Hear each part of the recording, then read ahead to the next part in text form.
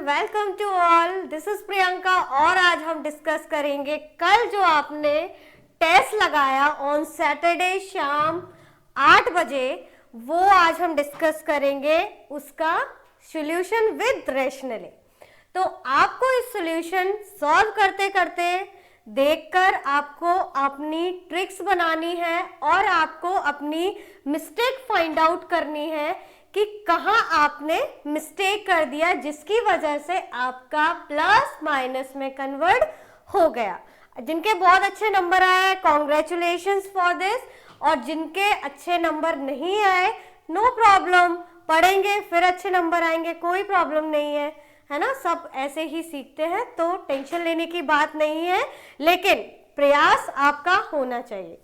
चलिए आज हम डिस्कस करेंगे हमारे पीडियाट्रिक का सैटरडे नाइट का टेस्ट का सॉल्यूशन विथ रैशनली कि क्या होना चाहिए और किस तरीके से हमें देखने को मिलता है। सो स्टार्ट करते हैं गाइस हमारे फर्स्ट क्वेश्चन से। सो फर्स्ट क्वेश्चन स्क्रीन पर आपका ये रहा। इन्होंने पूछा है डेवलपमेंट के बारे में। Development in the children refers to one of the following पूछा है आपसे कि डेवलपमेंट किसको कोरिलेट करता है। तो हम अगर जहां बारी आती है हमारे डेवलपमेंट की, तो हमारे पास दो चीजें हमें देखने को मिलती हैं। क्या क्या मिलती हैं चलिए देख लेते हैं।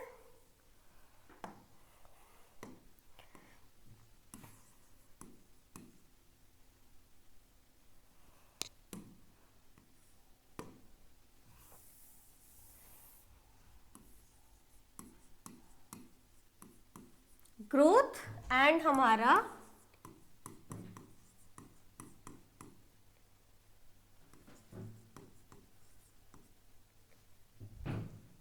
डेवलपमेंट। ग्रोथ और डेवलपमेंट में अगर हम यहाँ पे इसे डिवाइड कर दे तो हमें पता है ग्रोथ हमारी कैसी होती है,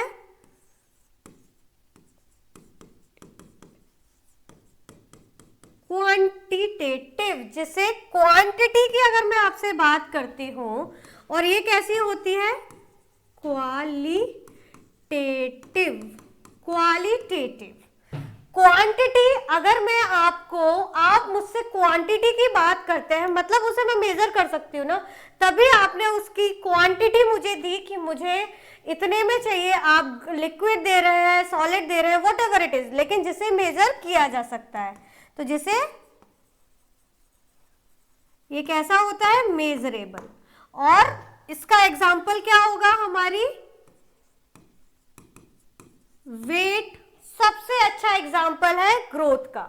उसके बाद क्वालिटेटिव की अगर हम बात करते हैं तो क्वालिटेटिव में क्या आएंगे हमारे स्किल, कैपेसिटी, है ना। तो इसे कैसे कांट बी मेजर, जिसे मेजर नहीं किया जा सकता। तो ग्रोथ और डेवलपमेंट के बारे में हमने जाना कि जिसे हम मेजर कर सकते हैं, जिससे हमारे जैसे मान लीजिए आपको पता है जब हमारा बेबी, न्यूबॉर्न बेबी जब बॉर्न होता है मदर के इंट्रायूटेराइन लाइफ में, जब से वो कंसीव करती है, जब से लेके उसका डेवलपमेंट होना स्टार्ट हो जाता है, तो वो हमें कैसे पता चलता है उसके साइज से, है ना, उसके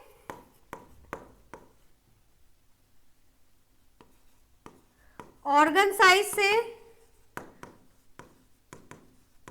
वेट से हमें पता चलता है कि बच्चे की ग्रोथ और डेवलपमेंट हो रही है। और जब वो बॉर्न हो जाता है तो सबसे पहले हम उसका वेट देखते हैं, जो कि हम 2.5 kg नॉर्मल न्यूबॉर्न का वेट कंसीडर करते हैं। अगर रेंज की बात करती हूं तो 2.5 to 3.5 kg नॉर्मल वेट होता है एक न्यूबॉर्न का, ठीक है। वही इसमें डेवलपमेंट हमें हमेशा हमारे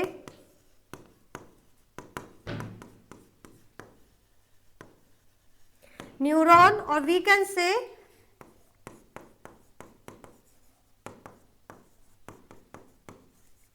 इवेंट्स और टाइम, जो हमें स्पेसिफिक इवेंट्स और टाइम को फॉलो करके चलता है।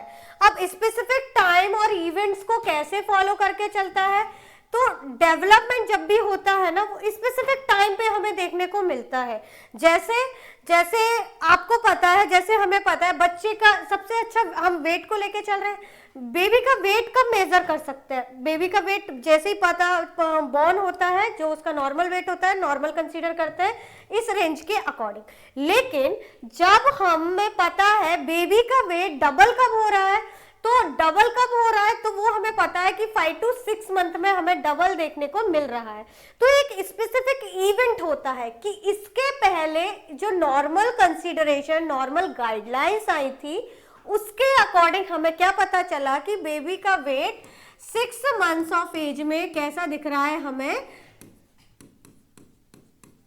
डबल देखने को मिल रहा है, डबल देखने को मिल रहा है। तो अगर इस एज ग्रुप में, अगर ये स्पेसिफिकली मतलब इस एज ग्रुप की बात कर ली, स्पेसिफाई कर दिया 6 मंथ्स को, अगर वो स्पेसिफाई नहीं करता तो स्पेसिफिक इवेंट्स जितने आते हैं, जैसे 3 सपोर्ट देके बैठना 5 to 6 मंथ में, बिना सपोर्ट के आफ्टर 6 मंथ बैठने लग जाना, 9 मंथ में बेबी का खड़े होने लगना, उस तरीके से ये स्पेसिफिक इवेंट है कि इस टाइम ड्यूरेशन पे वो उतना देखने को मिलता है जब हम स्पेसिफिकली उसको आइडेंटिफाई करते हैं। तो ये हो गया आपका ग्रोथ और ये हो गया डेवलपमेंट। अब ये हमेशा आपको कंफ्यूजन जाती है, हमेशा जब भी हम कंफ्यूजन की बात करते हैं तो हमें हमेशा क्वालिटेटिव और क्वांटिटेटिव, तो क्वालिटेटिव जिसमें ग्रोथ टी, यहाँ पे भी हमें डबल टी देखने को मिलेंगी, यहाँ पे डेवलपमेंट में एल दिख रहा है, तो यहाँ पे भी qualitative,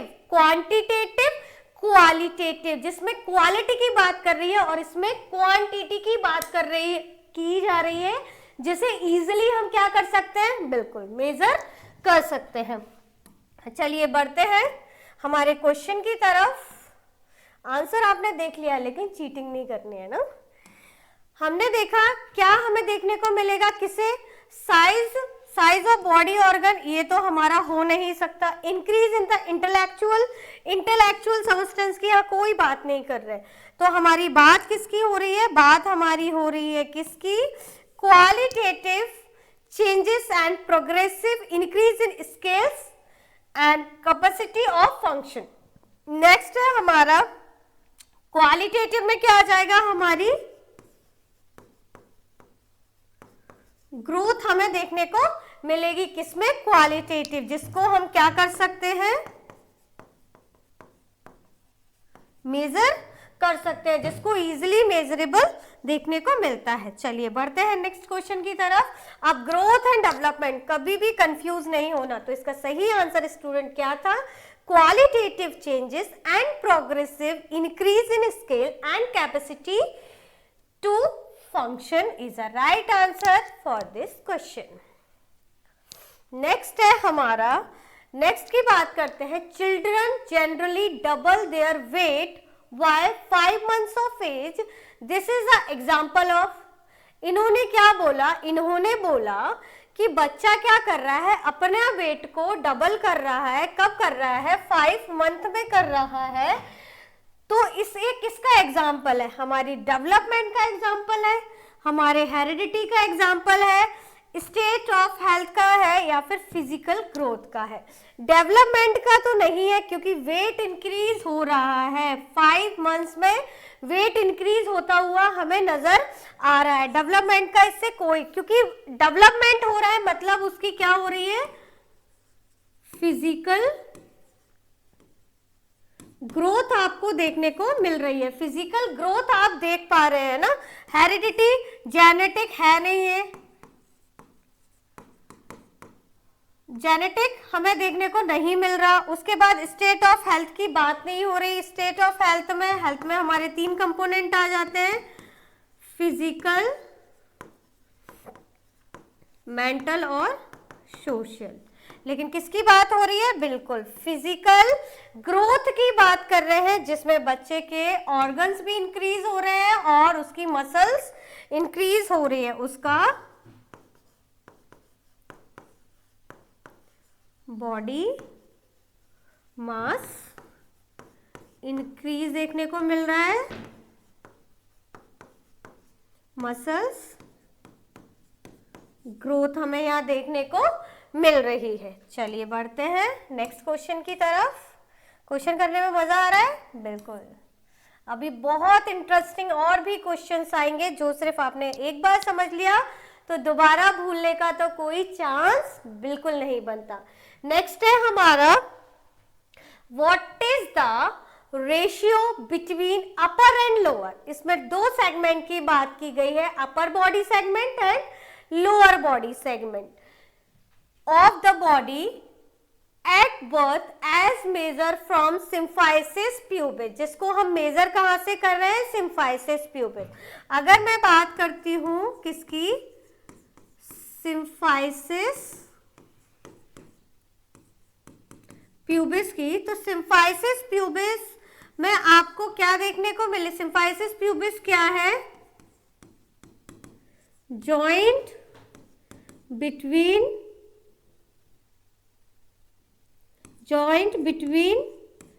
to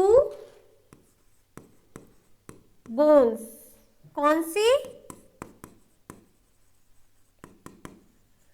इनोमिनेटेड bone. इनोमिनेटेड bone pelvis 4 bone से बनके मिलकर बना होता है, 2 इनोमिनेटेड बोन होती है और 1 सैक्रम एंड 1 कॉक्सिक्स, 4 बोन होती है।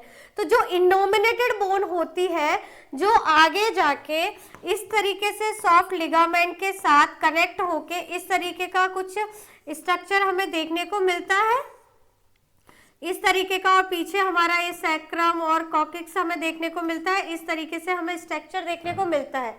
जो ये जॉइंट होता है इसी को हम सिम्फाइसिस प्यूबिस के नाम से जानते हैं। तो इन्होंने क्या बोला है? इन्होंने बोला है सिम्फाइसिस प्यूबिस से मेजर करना है।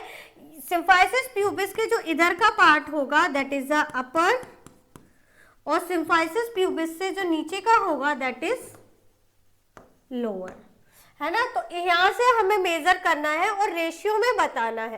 तो आपको पता होगा बेबी का जो न्यूबॉर्न होता है जब आप मेजर करते हैं तो उसमें हमें क्या देखने को मिलेगा? ऑप्शन ए है 1.7 रेशियो 1.0, सेकेंड वन है हमारा 1.3 रेशियो 1.0, 1.0 to 1.0, नेक्स्ट 1.0 to 1.3। तो अगर हम बात करते हैं इस रेशियो की तो वो हमें कब देखने को मिलेगा? हमें हमेशा आप देखोगे तो बच्चे की जो अपर एक्सट्रीमिटीज होती है उसके लेग्स क्या होते हैं? शॉर्ट होते हैं, जबकि उसकी जो अपर बॉडी होती है वो कैसी होती है?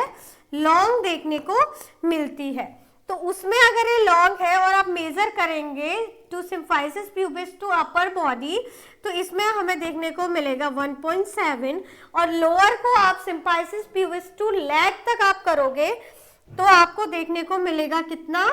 1.0, क्योंकि लेग्स क्या है? शॉर्ट है अभी, और अपर बॉडी हेड हो गया, उसकी पूरा बॉडी ट्रंक रीजन हो गया, वो सब कैसा दिखेगा? बड़ा दिखेगा। तो इसका सही आंसर तो ये होगा।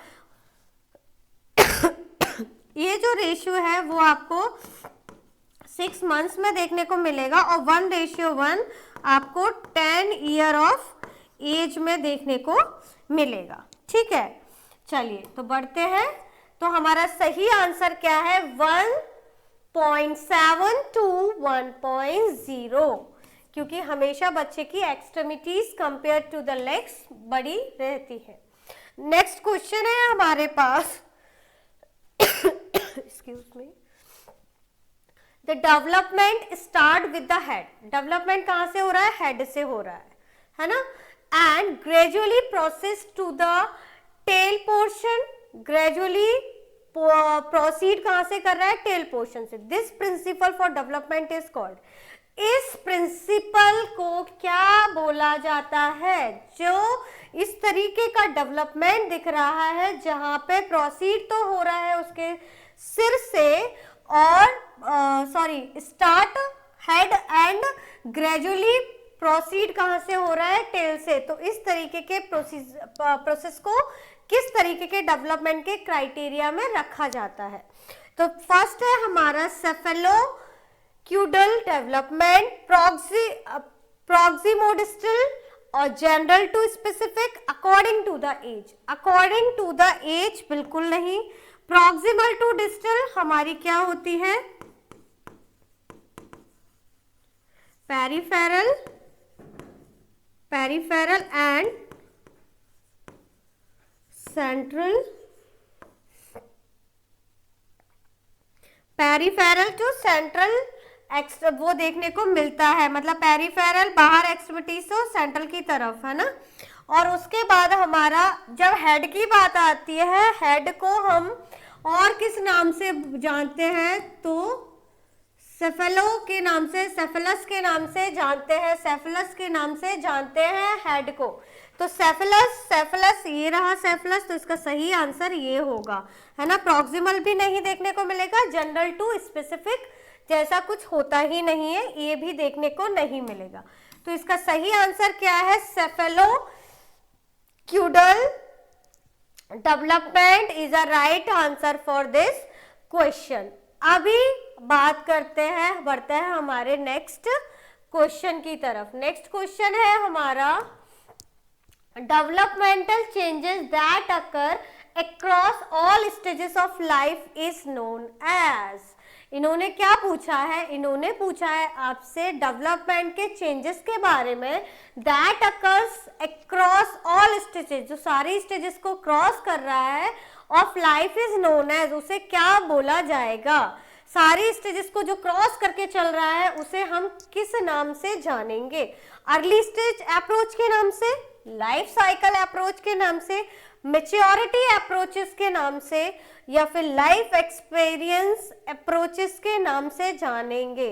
लाइफ एक्सपीरियंसेस, अर्ली स्टेजेस, सो जिसमें क्या दिमाग एक सेंटेंस रखना है, अकर्स अक्रॉस ऑल स्टेजेस, जो ऑल स्टेजेस से गुजर गया हो, जिसमें हमारी अर्ली स्टेज भी इंक्लूड होगी, मैच्योरिटी भी इंक्लूड होगी, लाइफ एक्सपीरियंसेस भी होंगे। जैसे जैसे आप आगे बढ़ेंगे, आपको आपके लाइफ में बीता हुआ हर दिन एक नया एक्सपीरियंस भरा होगा, आपको कुछ ना कुछ सिखाकर जाएगा। बिल्कुल।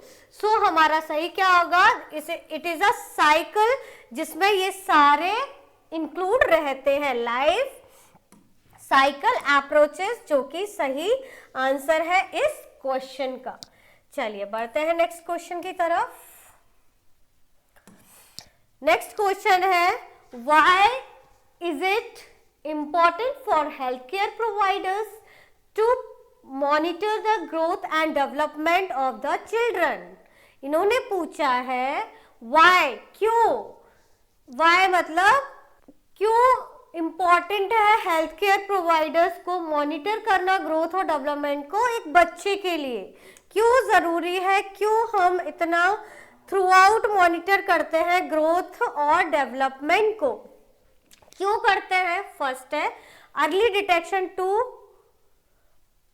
Early detection of potential problem leads to earlier care and treatment, हम उसे जल्दी से पकड़ सके प्रॉब्लम को और उसे केयर प्रोवाइड कर सके, ट्रीटमेंट दिलवा सके। या फिर parents need reassurance to professional to know their children are healthy, कि आपको पेरेंट्स को रीअश्योर करना है कि बच्चे की एट द प्रेजेंट कंडीशन क्या है। Next, statistical analysis is important, statistical analysis important है फॉर रिसर्च के लिए। या फिर studying group of children help to determine normal ranges, या फिर स्टडिंग ग्रुप, बच्चों को इस ग्रुप में स्टडी करना है, चिल्ड्रन हेल्प टू, जो बच्चों को हेल्प करेगी नॉर्मल रेंजेस उसकी क्या है। तो यहाँ पे तो हमारी ग्रोथ एंड डेवलपमेंट की बात हो रही है ना। जब भी आप बच्चे के जो हम अपगार स्कोर करते हैं तो उसमें सारे पैरामीटर्स होते हैं जो कि असेंशियली नॉर्मल होने चाहिए एक नॉर्मल न्यूबॉर्न के लिए, जिसमें उसका ग्रोथ एंड डेवलपमेंट भी इंक्लूडेड है, उसका वेट है, उसकी हाइट है, उसमें उसकी पल्स रेट है, ये सारे पैरामीटर्स उसकी एक्सट्रीमिटीज हैं, सेंट्रल और आपका पेरिफेरल दोनों एक्सट्रीमिटीज हैं, उसमें स्किन कलर भी इंक्लूडेड है। तो ये सारे पैरामीटर्स उसमें आ जाते हैं जो हम 2 to 5 गोल्डन मिनट में चेक करते हैं। एग्जैक्ट 1 वर्ड में तो 2 गोल्डन मिनट में चेक किया जाता है, अदरवाइज रेंज में 2 to 5। सो हियर इन्होंने पूछा है, ये क्वेश्चन कैसा है स्टूडेंट, ये प्रायोरिटी वाइज क्वेश्चन है। सबसे पहले आपके सामने कोई क्वेश्चन आता है तो आपको पता होना चाहिए उसका एलिमिनेशन पैटर्न। अब आप पूछेंगे मैम एलिमिनेशन पैटर्न क्या है? एलिमिनेशन पैटर्न कि मुझे ये 4 ऑप्शन है और मुझे इनमें से 2 को हटा देना है। तो कैसे मैं हटाऊंगी? जैसे इसमें कोई भी स्टैटिस्टिकल वैल्यू नहीं पूछ रहा है, तो स्टैटिस्टिकल वैल्यू का मेरा कोई काम ही नहीं है। और यहाँ पे ग्रुप स्टडी का भी मुझे करना ही क्या है, अभी तो बच्चा बोर्न हुआ है, ग्रुप स्टडी तो वो प्री स्कूलर में स्कूल जाएगा तो वो करेगा। लेकिन अभी यहाँ पे प्रायोरिटी बेस्ड क्वेश्चन मेरे ये 2 मैंने ऑप्शन को चूज कर लिया, मतलब मैंने 2 को जो मुझे प्रायोरिटाइज लग रहे थे वो मैंने ले लिए, और जो मुझे नहीं लग रहे थे कि इस क्वेश्चन की डिमांड के अकॉर्डिंग वो होने चाहिए, मैंने उनको हटा दिया। ये तो हो गया हमारा एलिमिनेशन पैटर्न। इसमें जो एक ऑप्शन है वो 50-50% को कंटेन कर रहा है ना, एक 50-50% को लेके चल रहा है, मतलब इसके भी 50% है होने के चांसेस और इसके भी।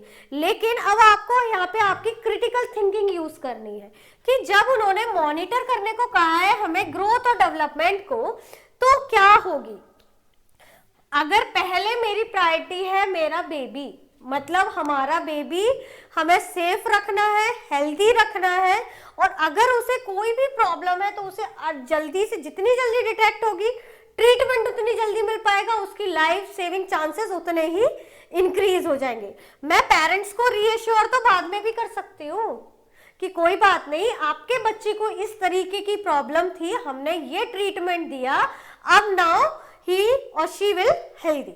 क्लियर? तो क्या जब रीश्योर मैं बाद में कर सकती हूँ, जब मैंने बाद वर्ड यूज कर ही दिया है इस वाले ऑप्शन के लिए, तो मेरा सही आंसर तो ऑटोमेटिकली ये हो गया ना कि मुझे सबसे पहले क्या करना है, उसकी प्रॉब्लम को आइडेंटिफाई करना है और उसे जल्दी से ट्रीटमेंट प्रोवाइड करना है। तो ये ऑप्शन भी हट गया। चलिए, सो इसका सही आंसर क्या है? Early detection of potential problem leads too early care and treatment.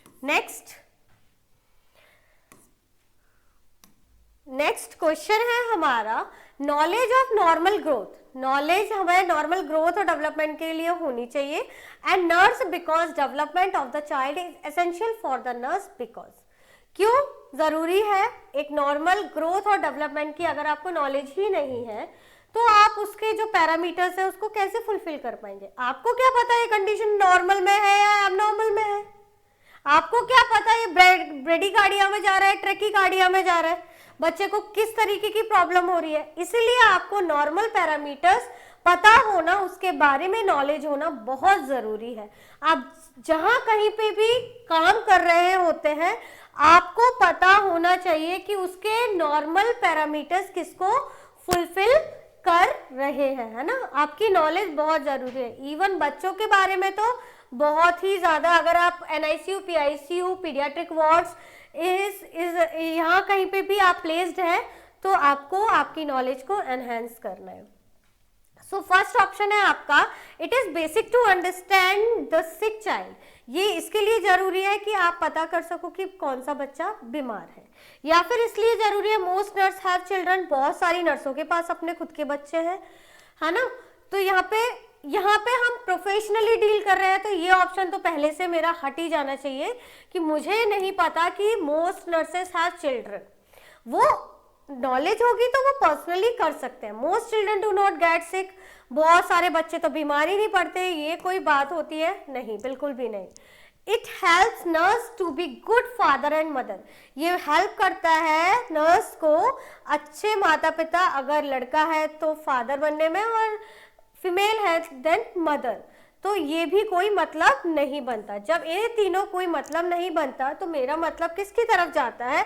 It is basic to understand to sick child. अगर आपको नॉलेज होगी, जैसा हमने प्रीवियस क्वेश्चन में देखा, if you have knowledge then you can early detect detect the problem and give the solution for this particular problem, but you don't have any type of knowledge, then how can you proceed? So first knowledge होना बहुत important है. So इसका सही answer क्या है? It is basic to understand sick child, जो कि हम उसकी नॉर्मल रेंजेस से पता लगा सकते हैं. बिल्कुल इसका सही आंसर ऑप्शन ए. नेक्स्ट है हमारा 8 क्वेश्चन, वाई असेसमेंट. इसमें किसकी बारी बात कर रहे हैं? असेसमेंट की बारी बात हो रही है. By assessment one can assign developmental quotient from any development sphere. It is calculated by. इसमें DQ जिसे हम डेवलपमेंटल क्यूटेंट के नाम से जानते हैं. डेवलपमेंटल क्यूटेंट का मतलब होता है कि जब आप उसे इस फॉर्मूला में रखेंगे तो कितना आना चाहिए. एवरेज एज की बात की है स्टूडेंट. यहाँ पे इन्होंने average age at attainment and obtained age is attainment 100. इन्होंने एवरेज एज और ऑब्टेन्ड एज को 100 ले लिया है. ठीक है. उसके बाद नेक्स्ट ऑप्शन में इन्होंने एवरेज एज को और अटाइनमेंट एज को 100 से मल्टीप्लाई किया है. नेक्स्ट में इन्होंने क्या किया है? एवरेज एज को और अटाइनमेंट एज को क्या किया है? एवरेज एज और अटाइनमेंट ऑब्टेन एज ले लिया है. उसके बाद इन्होंने दोनों को लास्ट ऑप्शन में आपके अटाइनमेंट एज और ऑब्टेन्ड एज को क्या कर दिया है? प्लस कर दिया है और 100 के साथ. तो इन्होंने जो डेवलपमेंटल क्वोटिएंट निकाला है तो उसमें हमें सबसे पहले तो ये पता होना चाहिए कि ये क्यों निकाला जाता है और इसके नॉर्मल पैरामीटर्स क्या होते हैं. वैसे इसका सही आंसर होगा हमेशा उसको 100 से क्या किया जाता है? इनटू किया जाता है. Average age at attainment age by obtained age is attainment into 100. इससे निकाला जाता है. कैसे निकाला जाता है? इसमें आपका एलिमिनेशन पैटर्न भी काम नहीं करेगा. अगर आपने कभी इसको पढ़ा नहीं तो आप इस आंसर को कभी भी मतलब आपकी प्रोबेबिलिटीज हो सकती है, तुक्का लग सकता है, लेकिन एक नॉलेज की बात करते हैं तो अगर आपको है तभी आप इसे सही कर पाएंगे. कैसे? देखिए, second is the right answer. अगर मैं यहाँ पे बात करती हूँ किसकी बात करती हूँ? DQ की बात करती हूँ. ठीक है. अगर DQ की नॉर्मल वैल्यू जो होती है, नॉर्मल जो उसकी वैल्यू होती है वो होती है हमारी 85 से 85 जो उसकी होती है वो नॉर्मल वैल्यू होती है. लेकिन ये क्या होती है? नॉर्मल वैल्यू होती है. अगर मैं यहाँ पे बात करती हूँ माइल्ड टू मॉडरेट की, कलर विजिबल है आपको? चेंज कर लेती हूँ. जो माइल्ड टू मॉडरेट है वो हमें देखने को मिलेगा हमेशा. कितना देखने को मिलेगा? जो माइल्ड टू मॉडरेट कंडीशन आपको देखने को मिलेगी वो हमें देखने को मिलेगी हमेशा 71 टू 84 की जो रेंज होगी वो माइल्ड टू मॉडरेट करेगा, है ना. और जो सीवियर कंडीशन होगी, सीवियर की बात करेंगे तो उसमें हमें 70 और लेस देन 70 वो हमारी क्या होगी? सीवियर कंडीशन होगी. ये किसको दिखाता है? डिले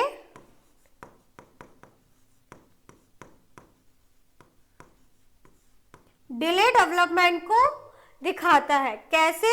अगर हमें ये देखने को मिलेगा तो मतलब बच्चे का ग्रोथ एंड डेवलपमेंट क्या है? बहुत डिलेड है ना, बहुत धीमे चल रहा है. लेकिन अगर ये आपको पैरामीटर्स पता होंगे, ये तो अभी उन्होंने फॉर्मूला पूछा था, लेकिन जब उस फॉर्मूले में आप वैल्यू रखेंगे तो आपका हमेशा जो वैल्यू निकल के आएगा वो या तो 85 होना चाहिए या फिर अगर ये है तो मतलब मॉडरेट है, और अगर लेस देन 70 है तो बच्चे का जो ग्रोथ एंड डेवलपमेंट है वो काफी डिले है. क्लियर? तो उसके अकॉर्डिंग उसका आपको ये उसकी प्लेस वैल्यू रख के ये पता होना चाहिए रेंजेस की माइल्ड टू मॉडरेट में क्या आ रहा है, सीवियर में क्या देखने को मिल रहा है, ये आपको पता होना चाहिए। मोस्ट इंपॉर्टेंट थिंग, आपको ये जो दिख रहा है यहाँ पे आपको एक क्यूआर कोड दिख रहा है। इस क्यूआर कोड को आपको सिर्फ देखना ही नहीं है, अपने फोन से इस क्यूआर कोड को अगर आप स्कैन करते हैं तो आप सीधे हमारे व्हाट्सएप ग्रुप से कनेक्ट हो सकते हैं, जिसमें आपको रोज डेली बेसिस में, जैसे आपको इसमें स्क्रीन पे भी दिखाई दे रहा है, आपको रोज क्वेश्चंस मिलेंगे जिसको आप सॉल्व कर सकते हैं। ये वर्किंग जो अपनी तैयारी के साथ साथ कहीं ना कहीं जॉब कर रहे हैं प्राइवेट सेक्टर में, उनके लिए बहुत अच्छी अपॉर्चुनिटी है, जिससे उस ग्रुप में जो भी अपडेट आता है आपकी वैकेंसी से रिलेटेड, एडमिट कार्ड से रिलेटेड, कोई अलग चेंजेस किए गए हैं उनसे रिलेटेड, आपको इस ग्रुप में वो हर नॉलेज जो आपके लिए जरूरी है वो इसमें आपको भेजी जाएगी।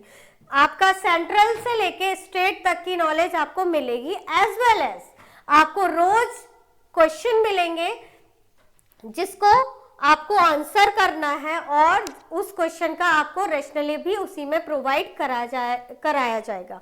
सो देर मत कीजिए, जल्दी से जाइए, क्यूआर कोड को स्कैन करिए और हमारे व्हाट्सएप ग्रुप से जुड़िए। चलिए बढ़ते हैं नेक्स्ट क्वेश्चन की तरफ। नेक्स्ट क्वेश्चन है हमारा, all of the following are development assessment techniques except. इसमें से सभी क्या है, डेवलपमेंट टेक्निक्स है, किसी एक को छोड़कर। किसी एक को छोड़ना है। चलिए, all of the following are developmental assessment techniques except, जैसे अब हमें यहाँ पे पता होना चाहिए फुल फॉर्म्स क्या है। क्या है फुल फॉर्म? चलिए, क्या है DAS, क्या है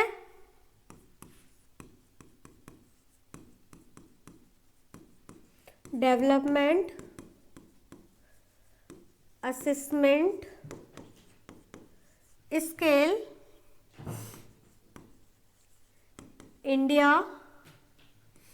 Indian infants.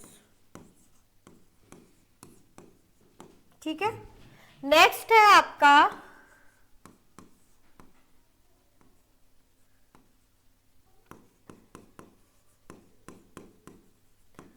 Development screening test. ये सब डेवलपमेंट को इंडिकेट कर रहे हैं।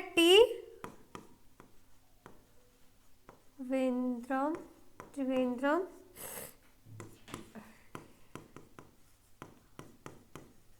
डेवलपमेंट स्क्रीनिंग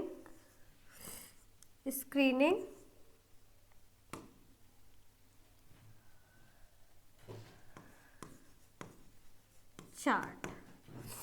ठीक है, वही MSc का मतलब क्या होता है आपका, मेंटल स्टेटस एवेल्युएशन, जो बेसिकली किस में किया जाता है, मेंटली इल पेशेंट के लिए, है ना। तो इसमें जो डेवलपमेंट की बात है, इन्होंने एक्सेप्ट पूछा है किसी एक को छोड़कर। किसी एक को छोड़कर तो वो यही होगा, इसको छोड़कर बाकी ये सारे क्या है हमारे ग्रोथ, वो डेवलपमेंट का क्या है, डेवलपमेंट असेसमेंट का एक जरिया है जिसमें सबका डेवलपमेंट देखा जा रहा है, लेकिन इसमें हमें क्या देखते हैं, मेंटली इल। तो यही इसका क्या है, सही आंसर हमें देखने को मिलेगा। सो सही आंसर क्या है हमारे पास, सही आंसर है MSE is a right answer for this question. अगर आपको इसके फुल फॉर्म पता है, और इसके फुल फॉर्म एग्जाम में भी आपसे पूछे जा सकते हैं, सो आपको ये हमेशा अपने दिमाग में रखना है। नेक्स्ट क्वेश्चन है हमारा, prenatal period of growth consist of. Prenatal period की बात करिए जिसमें ग्रोथ किसको लेके चलेगी, ग्रोथ किसको इंडिकेटेड करेगी, ovum, embryo, premature infant, ovum, embryo, fetus, ovum, fetus, birth, ovum और एम्ब्रियो। तो आपको पता होना चाहिए सबसे पहले ओवम क्या है, एम्ब्रियो क्या है और फीटस क्या है। तो अगर हम इन तीनों की बात करते हैं, इसका सही आंसर लेके चलते हैं, फिर हम इसको अच्छे से डिस्कस करेंगे। इसका जो सही आंसर है वो है ओवम, एम्ब्रियो एंड फीटस। कैसे है चलिए देखते हैं। अगर हम बात करते हैं किसकी, ovum, embryo then fetus. After fertilization 2 week का जो टाइम होता है वो हमारा किस में आएगा, ओवम में। और 2 जो 8 वीक का जो टाइम आता है वो हमें किस में देखने को मिलेगा, एम्ब्रियो में। और 8 वीक, और वी कैन से 8 वीक एंड आफ्टर 8 वीक का जो टाइम है that is called, it is called fetus. Clear? ये आपको पता होना चाहिए कि ओवम हम किस कैटेगरी में उनको बोलते हैं और एम्ब्रियो कब बोला जाता है और फीटस कब बोला जाता है। ठीक है, अब इस क्वेश्चन का आंसर आपको क्लियर है कि इन्होंने हमसे पूछा था, क्या पूछा था, इन्होंने पूछा था prenatal period growth consist of. तो सबसे प्रीनेटल जब स्टार्ट होता है तो उसमें सबसे पहले फर्टिलाइज्ड होता है जो ओवम में कन्वर्ट होता है, फिर वो एम्ब्रियो स्टेज में जाता है, एम्ब्रियो स्टेज के बाद वो फीटल स्टेज में जाता है। उसके बाद चलिए बढ़ते हैं नेक्स्ट क्वेश्चन की तरफ। नेक्स्ट क्वेश्चन हमारा कुछ इस तरीके से है, the stage of embryo in which all of the body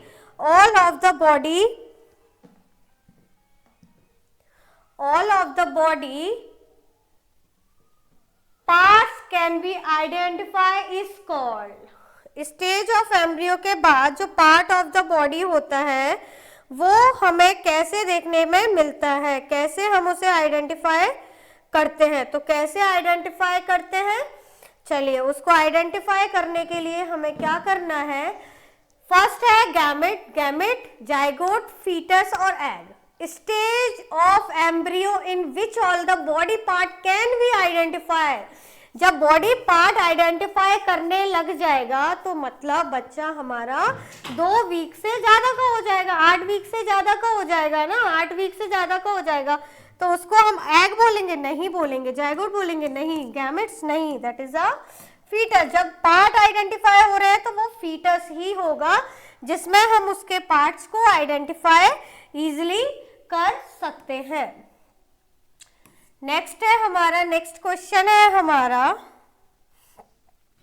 embryonic stage is known as. Embryonic stage को हम क्या बोलते हैं, उसे किस नाम से जाना जाता है। 8 weeks for the conception, 13 weeks to 24 weeks, या फिर 36 weeks to 40 weeks, 25 weeks to 26 week. किस नाम से जानते हैं एम्ब्रियोनिक स्टेज को। एम्ब्रियोनिक स्टेज मतलब अभी क्या है, नोन एज। किस नाम से किस वीक आप इसमें रखेंगे। तो 8 वीक तक कर रहे थे, 8 वीक के बाद हम क्या कर रहे थे, उसे जो आपको 13 टू 24 है ये सब फीटस है। फीटल की मेच्योर एज के क्राइटेरियाज अगर हम इसमें पुट करना चाहें तो वो कर सकते हैं, लेकिन यहाँ पे बात हो रही है एम्ब्रियोनिक पीरियड की। एम्ब्रियोनिक पीरियड की जहाँ बात होगी वहां पे हमें क्या देखने को मिलेगा, इसका सही आंसर होगा 8 weeks of conception.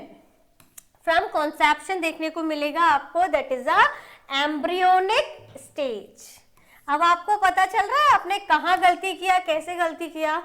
You know what, आपके पास इतनी अच्छी गोल्डन अपॉर्चुनिटी है जिसमें आप फ्री ऑफ कॉस्ट आपको सारी इंफॉर्मेशन मिलती है, आप अपनी तैयारी को कर सकते हैं, आपको जो डाउट है वो भी आप पूछ सकते हैं। तो ये आपके लिए बहुत गोल्डन अपॉर्चुनिटी है, जिसके लिए हम आपको कोई ऑफर प्रोवाइड नहीं करते, जहां सब आपको Diwali offer, Holi offer, new year offer, 50% of, 40% of, 30% of के ऑफर आपको प्रोवाइड किया जाते हैं, जहां पे आपके कोर्स को वैलिडिटी बढ़ाने की बात की जाती है, जहां जीडीसी आपको unlimited free of cost content provide कर रहा है।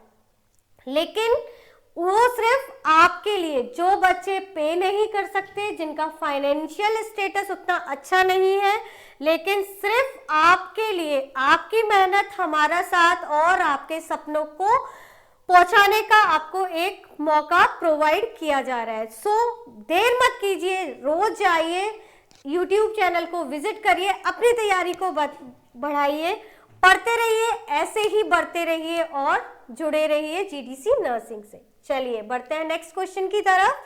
The term toddler refer to from, जो टर्म टॉडलर है वो किससे लिया गया है? Birth to 1 month, 1 year to 3 years, birth to 1 year, 3 year to 6 year। तो टॉडलर क्या है? टॉडलर किस एज ग्रुप को बोलेंगे? बर्थ टू 1 month हमारे पास क्या है? हमारा लेट न्यूबॉर्न है। उसके बाद 1 year to 3 year हमारे पास क्या है? हमारा टॉडलर एज है। बर्थ टू 1 year हमारे पास क्या है? हमारा इन्फेंट है। उसके बाद 3 to 6 year क्या है हमारे पास? प्री स्कूलर एज है, प्री स्कूलर एज है। तो टॉडलर की बात करते हैं, 1 to 3 year होता है टॉडलर, जिसमें बच्चा चलने अच्छे से, उसके जो डेवलपमेंट है वो मैच्योर दिखते हैं, स्टेयर्स चढ़ना, उठना, बैठना, खड़े होना, चलना, ये सारी चीजें, ये सब हमें देखने को मिलता है। चलिए नेक्स्ट हम डिस्कस करते हैं हमारा next question, that is embryo change into the fetus after. The embryo change into the fetus, embryo एक फीटस में कब चेंज होता है, ये क्वेश्चन हमसे पूछा जा रहा है। 2 वीक में, 6 वीक में, 4 वीक में और 8 वीक में। तो कब चेंज होता है embryo to fetus? Embryo change into the fetus, embryo कब चेंज होता है फीटस में? तो कब चेंज होता है? ये तो हमारा क्या है? ओवम है। ये क्या है? ओवम है। देन ओवम है, और जो ये स्टेज रहती है उसमें क्या रहता है? वो एम्ब्रियोनिक स्टेज रहती है। उसके बाद जो वो चेंज होता है, जो हमारा सही आंसर है, that is 8 week of age में वो fetus embryo to fetus convert होता है, जहां पे उसके बॉडी के ऑर्गन्स हमें विजुलाइज होने लगते हैं। चलिए उसके बाद बढ़ते हैं नेक्स्ट क्वेश्चन की तरफ। So 8 week is a right answer for this question. Next है हमारा in the stage of growth. In the stage of growth the development the infancy extend from, infancy को कब तक एक्सटेंड किया जाता है? अकॉर्डिंग टू पूछा है, ग्रोथ और डेवलपमेंट के अकॉर्डिंग इन्फेंसी को कब तक हम बोल सकते हैं? इन्फेंटल एज में है। जैसा आपको पता है 0 to 7 डेज का जो टाइम होता है वो क्या है? Early neonate. और जो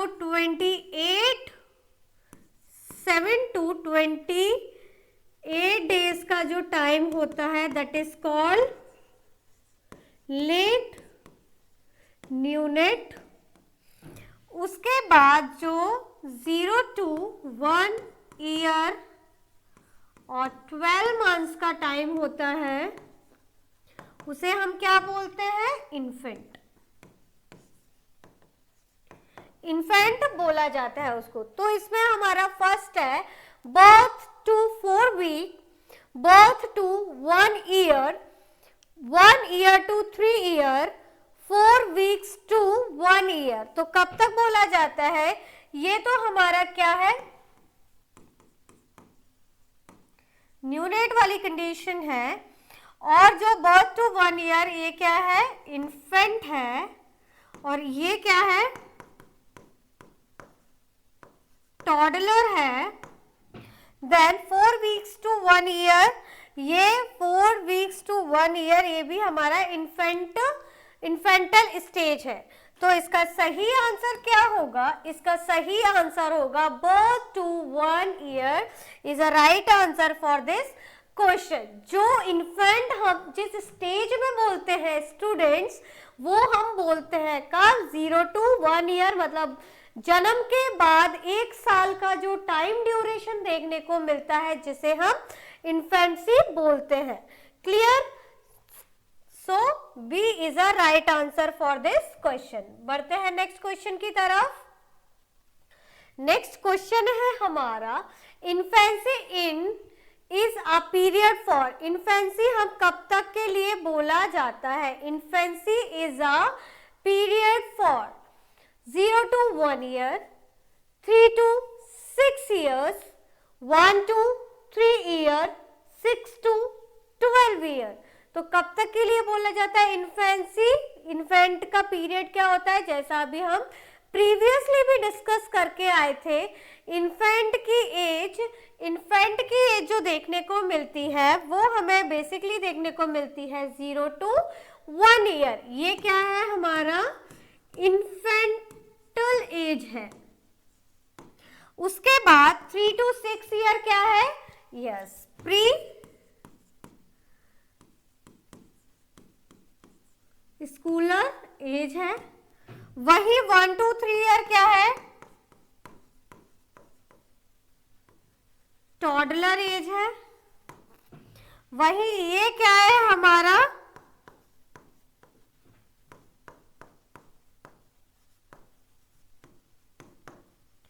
प्री प्यूबर्टल स्टेज हमें देखने को मिलती है। तो infancy in a period of 0 to 1 year is a right answer for this question. Yes, A is a right answer, A is a right answer. उसके बाद नेक्स्ट हमारा आता है pre adolescent age is. Pre adolescent age क्या है, pre adolescent as से आप क्या समझते हैं, एडल्ट से जस्ट पहले का जो टाइम ड्यूरेशन होता है, जिसे हम प्री एडोलेसेंट एज बोलते हैं। प्री एडोलेसेंट एज बोला जाता है, किस एज ग्रुप को बोलते हैं?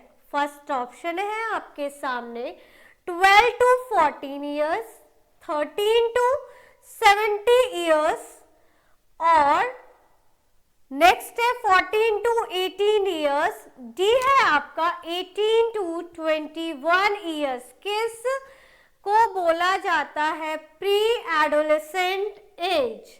जैसा कि आप जानते हैं प्री एडोलेसेंट मतलब एडल्ट, हम हमेशा एडल्ट कब काउंट करते हैं, 80 to 21 ईयर का जो बच्चा होता है उसे हम एडल्ट में काउंट करते हैं। ये भी क्या है, हमारा प्री एडोलेसेंट एज है। लेकिन प्री एडोलेसेंट एज एग्जैक्ट क्या देखने को मिलती है हमें, प्री एडोलेसेंट एज हमने क्या लगाया था, 12 to 14 ईयर, ये हमारी प्री एडोलेसेंट एज होती है।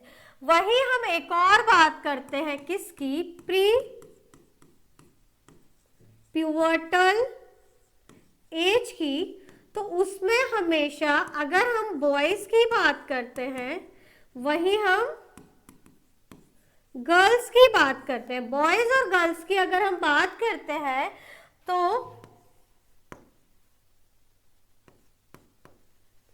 2 ईयर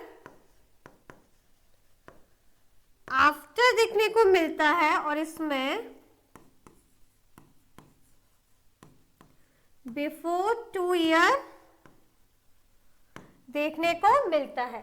जैसे कि अगर मान लीजिए आप अगर 12 को प्यूबर्टल एज बोल रहे हैं तो बॉयज में हमेशा ये बॉयज का होगा, ये गर्ल्स का होगा। तो यहाँ पे बॉयज में हमें बाद में देखने को मिला और गर्ल्स में यही चीज हमें पहले देखने को मिला। तो इसका एडोलेसेंट एज जो हमें देखने को मिलती है वो हमें ये आपका 18 to 21 देखने को मिलती है। प्री एडोलेसेंट एज की जब हमने बात किया तो that is a pre 12 to 14 year pre adolescent age जो हमें देखने को मिलती है according to this question. Next question, infant usually doubles their weight why the age of? infant अपना weight कब डबल करता है इसके according, usually doubles their birth weight by the age of 3 months, 12 months, 6 months and last है आपका that is a 9 month। तो क्या answer लगाया था कल आपने? क्या देखने को मिलता है हमें? 3 months, 12 months, 6 months और 9 months। तो बेसिकली जो हमें देखने को मिलता है बर्थ वेट वो हमें कब डबल देखने को मिलता है? उसका सही आंसर है 6 मंथ पे हमें डबल देखने को मिलता है। जो भी हमारा बर्थ वेट होता है, मान लीजिए वो 2.5 kg था, तो डबल जो कि हमें डबल्स कब देखने मिलेगा?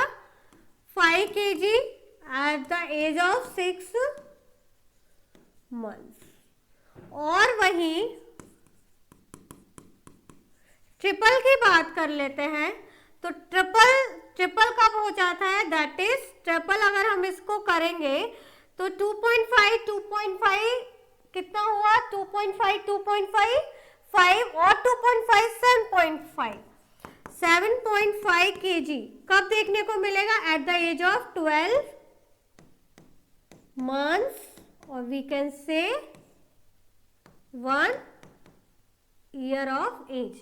ये आपको पता होना चाहिए। बेसिकली हमेशा डबल और ट्रिपल से ही क्वेश्चन देखने को मिलता है कि बेबी का वेट कब डबल देखने को मिलता है और ट्रिपल हमें कब देखने को मिलता है। तो बेबी का जो बर्थ वेट है वो हमें 6 मंथ्स ऑफ एज में डबल देखने को मिलता है और 1 ईयर ऑफ एज में ट्रिपल देखने को मिलता है।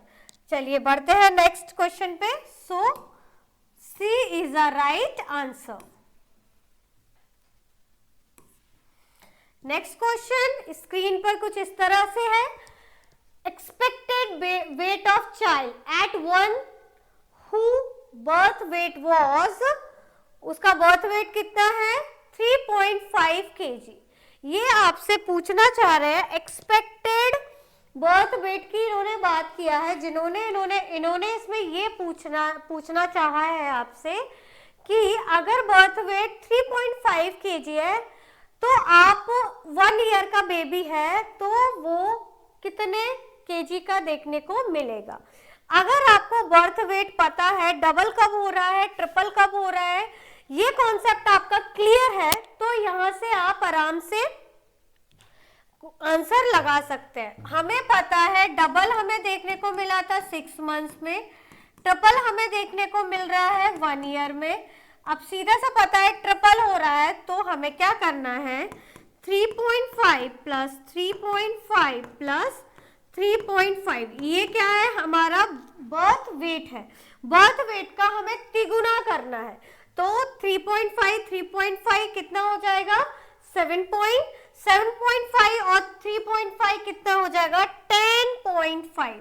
क्या देखने को मिलेगा? 10.5 केजी हमें देखने को मिलेगा 1 ईयर में।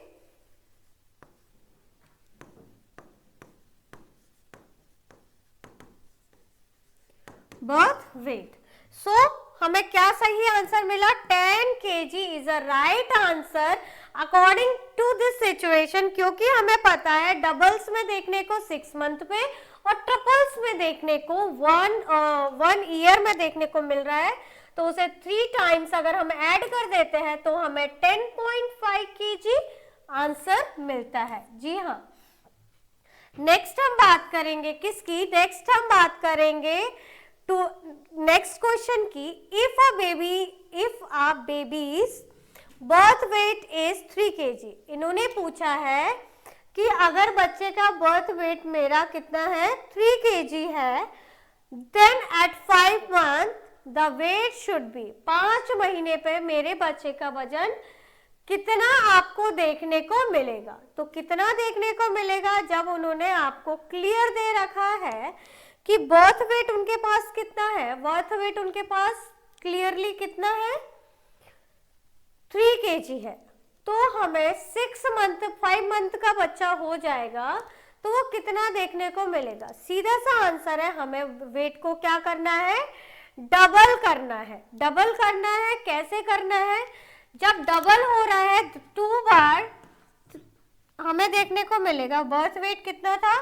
3 था, डबल हो रहा है, कब हो रहा है 3 2 6 kg का देखने को मिल रहा है एट द 5 to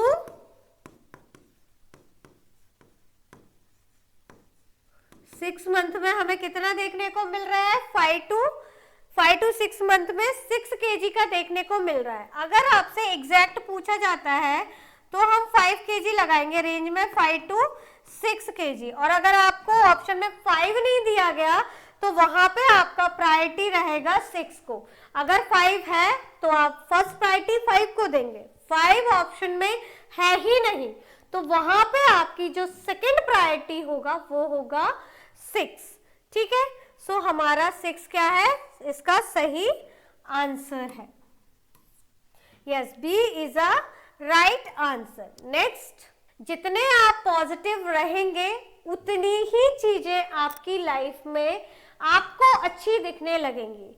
अगर कोई काम एक बार नहीं हुआ वो होगा ही नहीं, ये किसने कहा, तो उसके लिए हमें क्या करना है, उसके लिए हमें हमारी तैयारी को बेहतर बनाना है, और तैयारी को बेहतर बनाने के लिए आपको क्या करना है, जीडीसी नर्सिंग से जुड़ना है, पढ़ते रहना है, बढ़ते रहना है, क्योंकि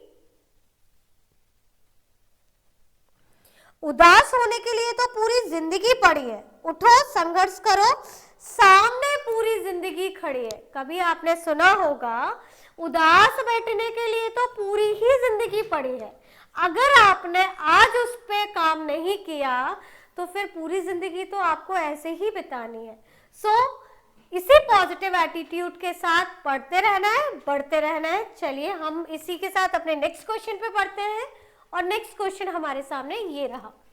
visual analogous scale is most widely used to measure, इन्होंने पूछा है हमसे विजुअल एनालॉगस स्केल के बारे में, जो हमें कैसी देखने को मिलती है, वाइडली यूज टू मेजर, किसके लिए यूज की जाती है, सेडेशन के लिए, सेडेटिव्स दे रहे हैं आप तब हम विजुअल एनालॉगस स्केल का यूज कर रहे हैं, या फिर डेप्थ ऑफ एनेस्थीसिया, कि कितनी डेप्थ में हमें एनेस्थीसिया को एंटर करना है, या फिर हमें ये बताना है ना, या फिर स्लीप क्वेश्चन के लिए, या फिर पेन इंटेंसिटी के लिए कि कितना पेन हो रहा है उसको आप पता लगा सकते हैं विजुअल एनालॉगस स्टेज।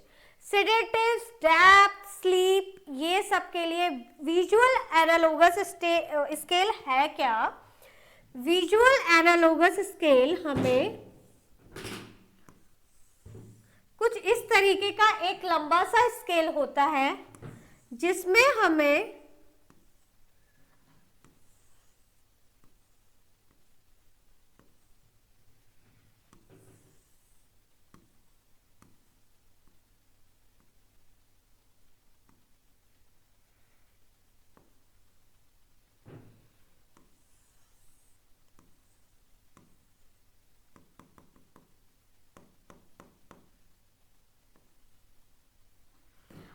कुछ इस तरीके के इमोजीज दिखाई देते हैं, है ना, इमोजीज दिखाई देते हैं जिसपे यहाँ पर न्यूमेरिकली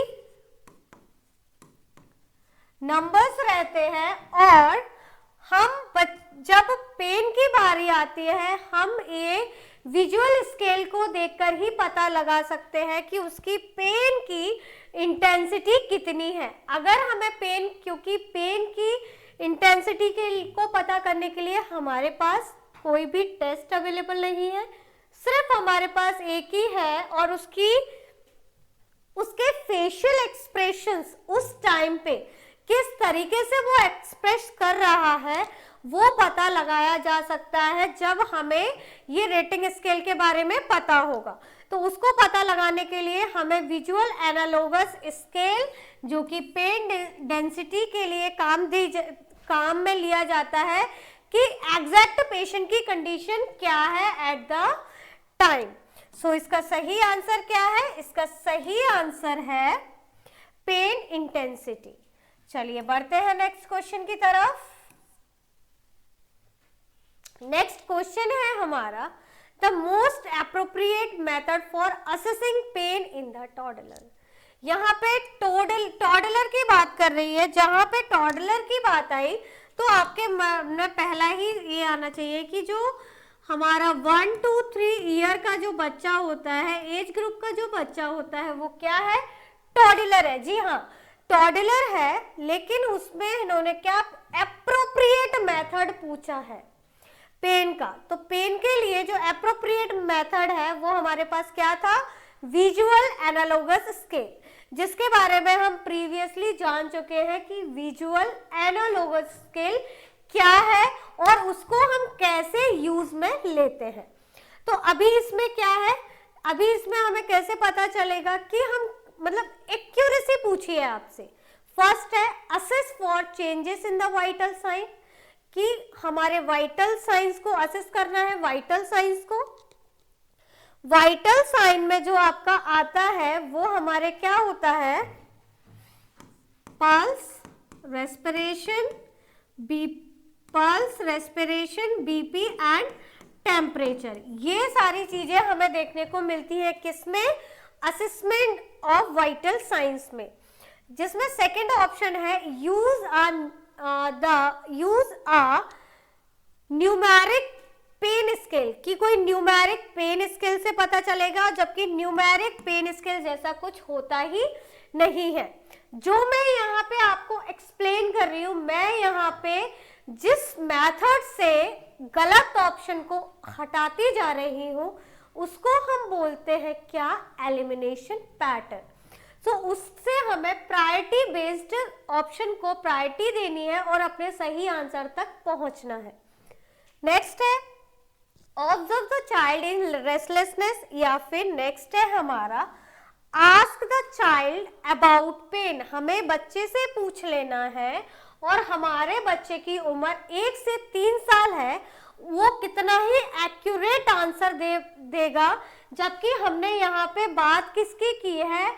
एप्रोप्रिएट की बात की है कि मुझे एक एप्रोप्रिएट आंसर चाहिए। जैसा कि आपको पता है कि जब आप बीएससी नर्सिंग में थे, जब हम सबकी फर्स्ट टाइम ड्यूटी लगी थी और हमें फर्स्ट टाइम पेशेंट के बेड साइड में भेजा गया था, तो वहां पे हमें एक इंस्ट्रक्शन मिला था कि बिना किसी के असिस्टेंस के हमें कोई भी प्रोसीजर को परफॉर्म नहीं करना है। ठीक है, तो हमें करना क्या था? हमें ऑब्जर्व करना था। शार्प ऑब्जर्वेशन बहुत इंपॉर्टेंट है, because first we are observe, after that we are perform, right. इसीलिए हमें लैब्स में भी पहले प्रोसीजर्स को दिखाया जाता है, प्रोसीजर्स के थ्रू हमारा उस पर्टिकुलर सिचुएशन से एक्सपोजर मिलता है। उसके बाद इसे जब हम पेशेंट के बेड साइड में जाते हैं, इसे इम्प्लीमेंट करते हैं। Those who are observe sharply then they will perform nicely, those who are not observe nicely they are not perform nicely. So क्या है? फर्स्ट है हमारा, थर्ड ऑप्शन है observe the client for restlessness. जैसा कि आपको पता है, ये ऑब्जर्वेशन पे हमारा जो हम नर्सिंग केयर प्लान जिसे हम एनसीपी के नाम से जानते हैं, वो भी हम बनाते हैं। तो वो भी, उसमें भी हम जो दो डेटा लेते हैं, एक हमारा होता है सब्जेक्टिव और दूसरा होता है ऑब्जेक्टिव। जब दोनों को कंपाइल करते हैं तो हमारे सामने एग्जैक्ट डायग्नोसिस निकल के आता है कि पेशेंट सफर किस कंडीशन से कर रहा है और उसे रिहैबिलिटेशन तक कैसे पहुंचाया जा सकता है। सो सही आंसर क्या है? Third is a right answer. Observe the child for restlessness. चलिए नेक्स्ट क्वेश्चन है हमारा, appropriate time for toddler. Appropriate time की बात हो रही है, वो भी टॉडलर के बारे में। Training in to children. Appropriate time क्या है टॉडलर के लिए? जब उसे हम टॉयलेट ट्रेनिंग देते हैं। कब हम उसे टॉयलेट ट्रेनिंग दे सकते हैं?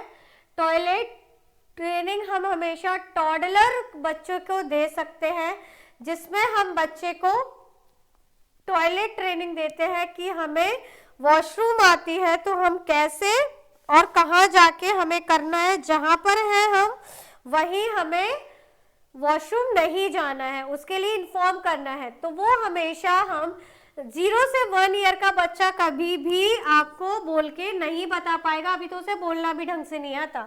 6 मंथ से तो कोई एक्सपेक्ट नहीं कर सकते। ये हमारा जो है, ये हमारी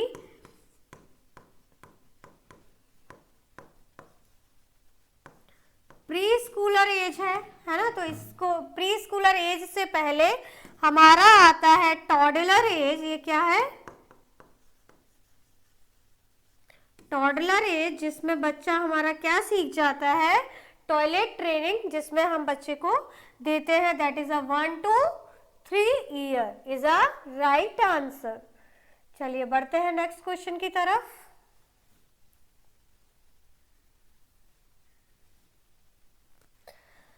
नेक्स्ट है हमारा question, pain scale is clinical setting is an example of. इन्होंने पेन स्केल की बात की है और इन्होंने हमसे पूछा है कि उसे, जो हमारी क्लिनिकल सेटिंग है उसमें किस नाम से जाना जाता है पेन स्केल को? Visual analogous scale, graphical rating scale, semantic differential scale, और लास्ट है हमारा चेकलिस्ट। पेन के लिए कौन सी चेकलिस्ट बनाई जाती है, मुझे बता दीजिए। और ग्राफिकल रेटिंग कोई होता है, ग्राफ पेपर पे जैसे हम ग्राफ बनाते हैं कुछ इस तरीके से, जब हमारे ग्राफ्स रहते हैं, ग्राफिकल रिप्रेजेंटेशन को यहाँ पे कहाँ दिखाएंगे हम? ये तो हो ही नहीं सकता और चेकलिस्ट की भी कोई ज़रूरत नहीं है। चेकलिस्ट में भी इस तरीके से ऑप्शन रख लिया जाता है, जिस ऑप्शन रख दिए जाते हैं जो सही है उस पर हमें टिक मार्क करना होता है, तो ये भी गलत है। उसके बाद सिमेंटिक बिल्कुल गलत। विजुअल एनालॉगस स्केल, जैसे आपको पता है, मैंने आपको इमोजी से याद आना चाहिए। जिस तरीके से इमोजीज आपको दिख रहे हैं तो वो पेन की इंटेंसिटी को आपको बता रहे हैं कि पेशेंट को किस लेवल का पेन हमें दिखाई दे रहा है। चलिए बढ़ते हैं नेक्स्ट क्वेश्चन की तरफ। बहुत इजी था ना ये तो आपने तुरंत से टिक किया है, बहुत सारे बच्चों ने सही लगाया है। नेक्स्ट आंसर, ब्रेस्ट मिल्क की बात किया है। Breast milk is rich in all except, किससे भरपूर हमें देखने को मिलता है ब्रेस्ट मिल्क? क्या क्या रहता है किसी एक को छोड़कर? लैक्टोज शुगर रहता है, बिल्कुल फॉर्म ऑफ शुगर लैक्टोज ही रहता है। उसके बाद PUFA, what a full form of PUFA? क्या है?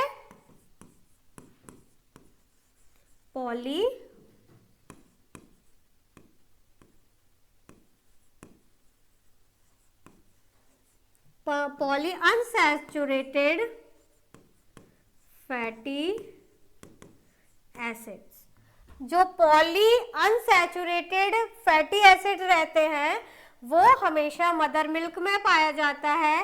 सोडियम और लैक्ट एल्बुमिन, लैक्ट एल्बुमिन भी पाया जाता है। सोडियम ये एक मिनरल है, even we can say essential mineral है आपकी बॉडी के लिए। जब भी आपको डिहाइड्रेशन जैसी कोई भी कंडीशन होती है, आपका सोडियम इम्बैलेंस हमें देखने को मिलता है। तो सही आंसर क्या है इसका? सोडियम इसका सही आंसर है। बाकी ये सब हमें मदर मिल्क में देखने को मिलते हैं आपके सोडियम को छोड़कर। तो क्या नहीं देखने को मिलता है? बिल्कुल सोडियम देखने को नहीं मिलता। बढ़ते हैं नेक्स्ट क्वेश्चन की तरफ। Next question, cow's milk contain which of these in the lesser amount than breast milk?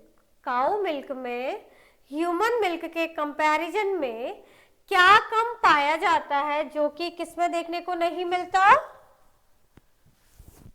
Breast milk में। Fat, iron, sodium, calcium.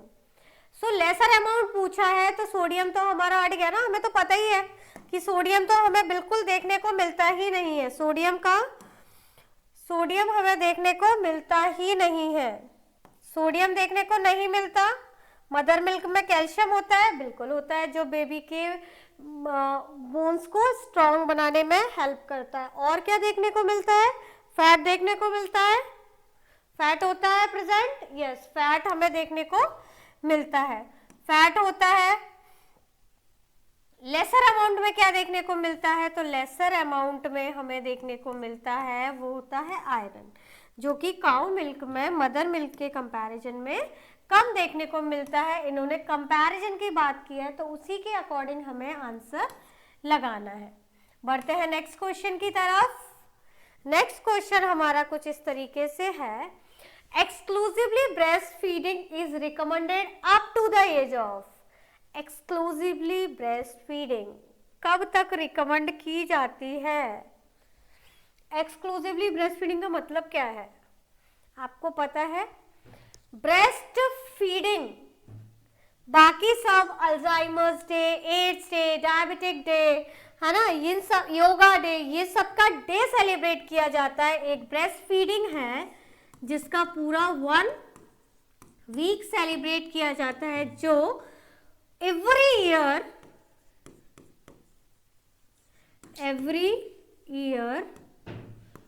1 August to 7 अगस्त तक के लिए क्या किया जाता है? मनाया जाता है, जिसमें हम बहुत सारी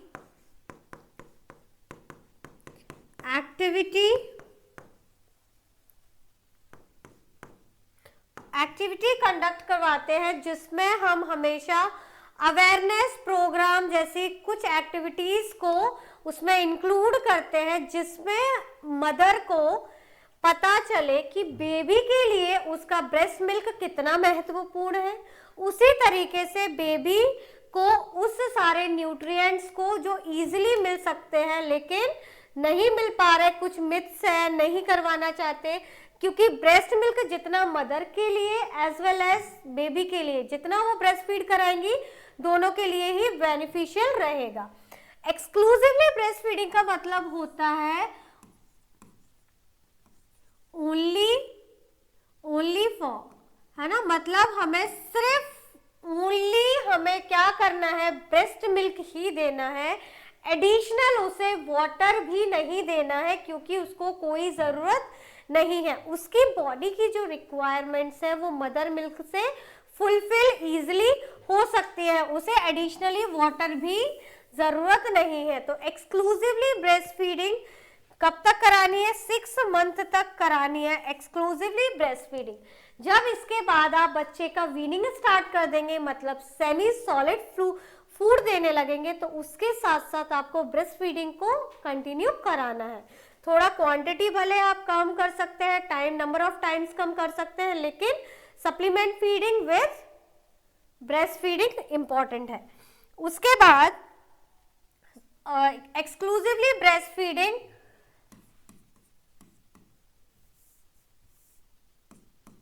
मोस्ट इंपॉर्टेंट, स्टार मार्क करके लिख लीजिए, नेचुरल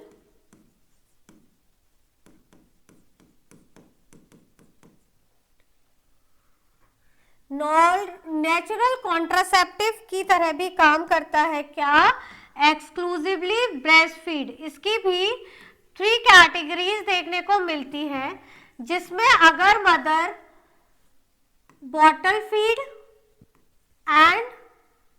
फीड करा रही है और ब्रेस्ट फीड करा रही है, तो वो कॉन्ट्रासेप्शन जो रहेगा वो 3 मंथ्स तक रहेगा, मंथ्स के लिए काम करेगा। और एक्सक्लूसिवली ब्रेस्ट फीड करा रही है 6 मंथ तक नेचुरल कॉन्ट्रासेप्शन की तरह काम करेगा। वहीं अगर ब्रेस्ट फीड बिल्कुल नहीं करा रही है तो साइकिल जैसे उसे स्टार्ट होना था एज यूजुअल साइकिल वैसे ही स्टार्ट हो जाएगा। सो इसका सही आंसर क्या है? 6 मंथ। बहुत इंपॉर्टेंट है ब्रेस्ट फीडिंग मदर के लिए एज वेल एज बेबी के लिए। उसके बाद नेक्स्ट क्वेश्चन है हमारा, bottle feed babies are more prone than breast feed babies too. किसके लिए मोर प्रोन हमें दिखते हैं? कौन? जो बॉटल फीड बच्चे कर रहे हैं उनको कौन सा इन्फेक्शन ज्यादा देखने को मिलता है?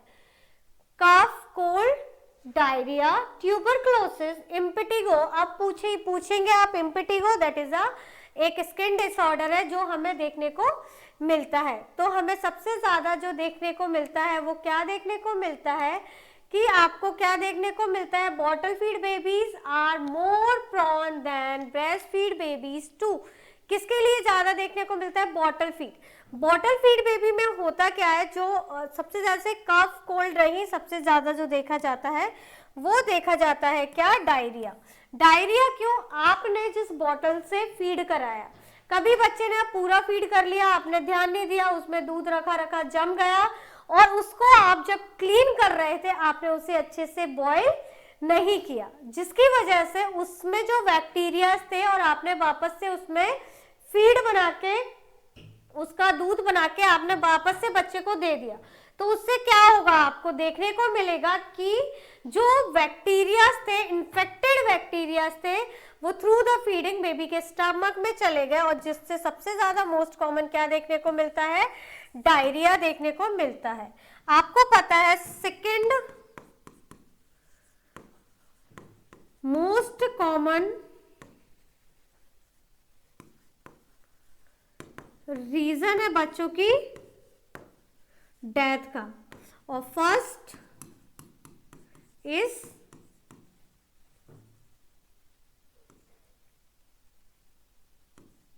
निमोनिया, जिसकी वजह से सबसे ज्यादा डेथ देखने को मिलती है। सबसे पहले यही था फर्स्ट, लेकिन अब ये सेकंड है, क्योंकि अब डायरिया अगर हो जाता है तो घर में ही उसे कैसे सोल्यूशन देना है सबको अवेयरनेस है, सोल्यूशन प्रिपेयर हो सकता है, बच्चे की जान को बचाया जा सकता है।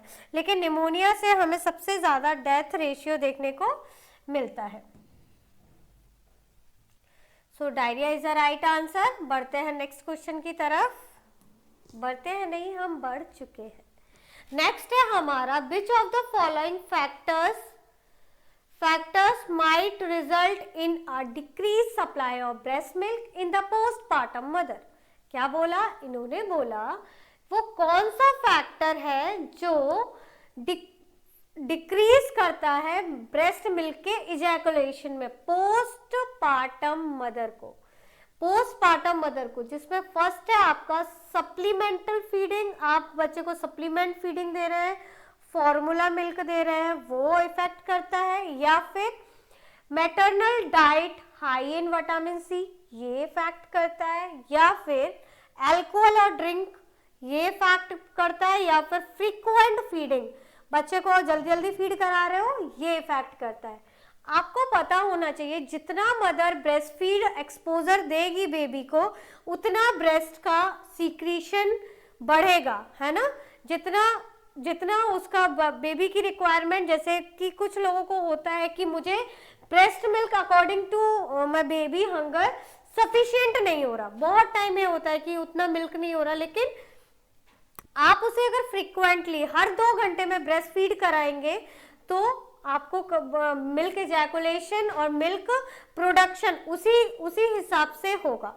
लेकिन यहाँ पे पोस्टपार्टम है, इन्होंने सिर्फ आपसे रीजन पूछा है कि कौन सा वो रीजन है जिसकी वजह से हमें ब्रेस्ट मिल्क कम देखने को मिलता है पोस्टपार्टम पीरियड में, बेबी बॉर्न हो चुका है उस कारण से कम देखने को मिलता है। तो किस कारण से कम देखने को मिलता है? तो हमें कम देखने को मिलता है जो mother alcoholic supplement feeding with the formula, वो एक कारण नहीं है, मैटरनल डाइट भी कोई कारण नहीं है, लेकिन अल्कोहल इससे सबसे बड़ा एक कारण है जिसकी वजह से मिल्क का प्रोडक्शन हमें कम देखने को मिलता है। तो सी इज अ राइट आंसर। जो mother supplementary feeding with formula, supplement feeding मतलब अगर मदर उसके साथ साथ सप्लीमेंट से ही बच्चा अपना पेट भर ले रहा है तो फिर वो ब्रेस्ट मिल्क को उतना इंटरेस्ट से नहीं लेगा। सो सही आंसर क्या है? Supplemental feeding with the formula. Next है हमारा 30। नेक्स्ट क्वेश्चन है हमारा, द बेबी लुक्स थिक, बच्चा आपको बहुत पतला दिख रहा है, उसकी स्किन भी कैसी दिख रही है? रिंकल्ड है, उसकी स्किन पे बहुत सारे रिंकल प्रेजेंट है। एब्सेंस ऑफ मोल्डिंग आपको दिख रहा है। These are the features of, ये तीनों बेसिकली किसके फीचर्स हैं ये आपसे जानना चाह रहे हैं। प्रीटर्म बेबी के, प्रीटर्म बेबी का स्किन का कलर रिंकल्ड स्किन नहीं होती। आपको टर्म बेबी की जो स्किन होती है वो एकदम से पिंक होती है ना।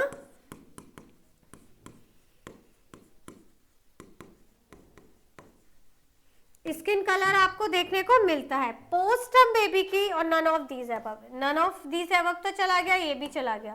प्रीटर्म में नहीं देखने को मिलता, सही देखने को किस में मिलता है? जी हाँ, पोस्टर्म बेबी में हमें ये कंडीशन देखने को मिलती है जिसमें बच्चे की स्किन पे क्या देखने को मिलते हैं? रिंकल्ड और बड़े से बच्चा बहुत जाइंट सा आपको देखने को मिलता है।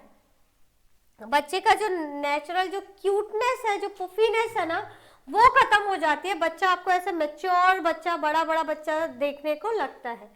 नेक्स्ट है हमारा, a woman has given birth, एक वुमन ने बच्चे को जन्म दिया जो कि 42 वीक्स का है। जो कैसा है? 42 वीक्स का है। Of gestation, when assessing the neonate which physical findings is expected, कौन सी फिजिकल फाइंडिंग को आप एक्सपेक्ट करेंगे? स्लीपी लिथार्जिक बेबी आपको देखने को मिलेगा, उसके ऊपर लेनेगो कवरिंग नहीं देखने को मिलेगी, या डिस्कमेशन ऑफ एपिडर्मिस देखने को मिलेगा, या फिर बर्निक्स कैशियोसा कवरिंग द बेबी, बर्निक्स कैशियोसा आपको देखने को मिलेगा। क्या देखने को मिलेगा? 42 वीक कंप्लीट कर चुकी है ना, मतलब उससे ज्यादा ही हो गया है। क्या देखने को मिलेगा? किसी एक को छोड़कर स्लीपी लेथार्जिक बेबी देखने को मिलेगा, लेनेगो देखने को मिलेगा। लेनेगो एक्सेप्ट पूछा है, भूल मत जाना, एक्सेप्ट में बात कर रहा है तो आपको पता है एक्सेप्ट की बात करते हैं तो लेनेगो और हमारा वर्निक्स कैशियोसा हमेशा प्रेजेंट होगा। बच्चा भी टाइम ज्यादा हो गया, बच्चा जैसे आप थक चुके हैं वो भी अंदर रह के थक चुका है मान लीजिए, तो आपको भी बाहर उसको इस दुनिया में लाना है, उसको भी इस दुनिया में आना है, तो बच्चा बिल्कुल थक चुका है, तो मतलब स्लीपी लिथार्जिक बेबी दिखेगा। और आपको क्या जो देखने को नहीं मिलेगा, तो सी पॉइंट आपको देखने को नहीं मिलेगा जिसमें डिस्क्वेमेशन ऑफ द एपिडर्मिस देखने को नहीं मिलेगा। So C is a right answer. Next question है हमारे सामने, people who are born deaf, जो बच्चा है जो कैसा है? डेफ बोर्न हुआ है, are usually unable to talk, वो बात नहीं कर सकता। The most important reason for this, क्या इंपॉर्टेंट रीजन आपको देखने को मिलेगा? तो क्या मिलेगा? फर्स्ट है they are born that's why, वो अभी पैदा हुआ है इसके लिए। They can not hear themselves speak, वो अपनी भी आवाज नहीं सुन सकता। People learn to talk by hearing sound and language, वो अभी सुनकर साउंड को और लैंग्वेज समझकर, या फिर the ear and thought are connected, उसका जो ईयर है और उसका थॉट है वो दोनों कैसे हैं? कनेक्टेड है। तो क्या हमें देखने को नहीं मिलेगा? ऐसा क्या इंपॉर्टेंट रीजन होगा जिसकी वजह से हमें ये बच्चा क्या है, डेफ हुआ है, वो बोल भी नहीं सकता, सुन नहीं सकता, बोल नहीं सकता। तो क्या बोर्न हुआ है, ये कनेक्टेड है, ये सब तो कुछ नहीं बनता। They can't hear themselves speak, वो नहीं सुन सकता, तो वो क्या करेगा? क्या करेगा? क्या किसकी प्रोबेबिलिटीज बढ़ेंगी? People learn to talk why hearing, वो सुनकर पहले क्या करेगा? पीपल लर्न टू टॉक, वो बोलना तो तब सीखेगा जब उसके कानों तक आवाज आएगी और वो सुन पाएगा, है ना। आपको पता है जैसे हमारे जो इंडियन जो हमारी मदर टंग होती है, वो हम जब अपने पेरेंट्स की आवाज सुनते हैं तब हमें वो सुन सुनकर हम वैसे ही बोलने लगते हैं। ऐसा तो नहीं है जो फॉरेन कंट्रीज में हो रहे हैं वो बच्चे हिंदी बोल रहे हैं, बोलते हैं, बाद में सीखते हैं तब बोलते हैं, लेकिन जब वो अपने मदर को इंग्लिश में बात करते, पेरेंट्स को इंग्लिश में बात करते सुनते हैं, तो वही उनकी मदर टंग बन जाती है। मतलब उसी तरीके से वो बात करने लगते हैं, जैसा वो सुनेंगे वैसा वो बोलेंगे, हिंदी हो या इंग्लिश या और भी कोई लैंग्वेज। क्लियर? चलिए बढ़ते हैं नेक्स्ट। नेक्स्ट क्वेश्चन है हमारे पास, parents of the hospitalised infant. एक इन्फेंट है जो क्या है, हॉस्पिटलाइज्ड है, जिसको क्या देखने को मिल रहा है? Hospitalised infant should be encourage to stay with their children to help to decrease. क्या मदद करेगा डिक्रीज करने में जो ऑलरेडी क्या है, हॉस्पिटलाइज्ड है। तो क्या देखने को मिलेगा? प्रॉब्लम विद अटैचमेंट का प्रॉब्लम होगा, सेपरेशन एंजाइटी होगा, रिस्क फॉर इंजुरी देखने को मिलेगा, या फेलियर टू थ्राइव जैसी कंडीशन देखने को मिलेगी। तो क्या जो एक ऑलरेडी हॉस्पिटलाइज्ड है तो वो क्या हुआ है, हॉस्पिटल में आया तो वो किससे दूर हो गया? अपने पेरेंट्स से। तो मतलब उससे क्या होगा, सेपरेशन एंजाइटी देखने को मिलेगी, क्योंकि जो उसका एटमॉस्फेयर था कंप्लीटली डिफरेंट एटमॉस्फेयर में वो आ गया, जिससे वो कोप अप भी ढंग से नहीं कर पा रहा। तो सबसे पहले क्या देखने को मिलेगा? सेपरेशन एंजाइटी देखने को मिलेगी, ना कि risk of injury, failure to thrive और problem with the attachment. Hospital में आके किससे अटैचमेंट है? सो क्या है? सेपरेशन एंजाइटी के, उसके पास उसके रिलेटिव्स नहीं है, उसका एटमॉस्फेयर नहीं है, जिससे उसको एंजाइटी फियर देखने को मिलेगा। नेक्स्ट क्वेश्चन है हमारे पास, stranger anxiety develop by the age of. Stranger anxiety develop किस एज ग्रुप में देखने को मिलती है? 3 months after birth, 6 months after birth, 8 months after birth हुआ है और उसे स्ट्रेंजर एंजाइटी पता चलेगी इतनी जल्दी? जहां उसके पास लैक्राइमल ग्लैंड नहीं है, रो रहा है तो आंसू तक नहीं आ रहा है, वहां पे वो एंजाइटी फील करेगा, स्ट्रेंजर एंजाइटी होगी। स्ट्रेंजर एंजाइटी मतलब जिन लोगों को वो नहीं जानता उनके पास जाने में वो कंफर्टेबल नहीं है, उसको डर लगता है, घबराहट होती है, जिससे वो जब भी आपने छोटे बच्चों को ऐसे लेने की कोशिश किया होगा, अपने हाथों को आगे बढ़ाया होगा, वो जाके अपनी मम्मा को या पापा के पास, जिसके पास भी होता है, उनको वापस से हक कर लेता है, मतलब उसको स्ट्रेंजर एंजाइटी है। और हम क्या करते हैं, लो मामा के पास चले जाओ, मौसी के पास चले जाओ, बुआ के पास चले जाओ, नहीं, वो अपने आप बड़ा हो जाएगा, वो आपको भेजने की जरूरत नहीं है, वो खुद जा सकता है। लेकिन इस किस एज ग्रुप में हमें स्ट्रेंजर एंजाइटी देखने को मिलता है? 3 months नहीं, अभी तो आंसू आना स्टार्ट हुए हैं, लैक्राइमल ग्लैंड आई है। 8 months, 6 months, 8 months। सो स्ट्रेंजर एंजाइटी कब देखने को मिलती है? 8 months आफ्टर बर्थ देखने को मिलती है स्ट्रेंजर एंजाइटी। नेक्स्ट हमें देखने को मिलेगा, नेक्स्ट क्वेश्चन है हमारा, the nurse should do during hospitalisation for care of infant are. उन्होंने पूछा है, एक नर्स है वो ड्यूरिंग हॉस्पिटलाइजेशन केयर कर रही है इन्फेंट आर, क्या? Encourage participation to parents in meeting physical and emotional need, parents को इनकरेज करना है। अवॉइड पार्टिसिपेशन ऑफ पेरेंट्स का जो पार्टिसिपेशन है वो अवॉइड करना है in meeting the physical and the emotional need of infant, या फिर इनकरेज करना है फ्रीक्वेंट विजिट ऑफ पेरेंट्स को, allow the play to express their feeling, psychic trauma of thoughts play to hospitalisation can be decrease. क्या देखने को मिलेगा आपको, क्या ऐसा होगा जो आपको देखा जाएगा जिसकी वजह से ये कंडीशन अराइज होगी? तो क्या हमें देखने को मिलेगा?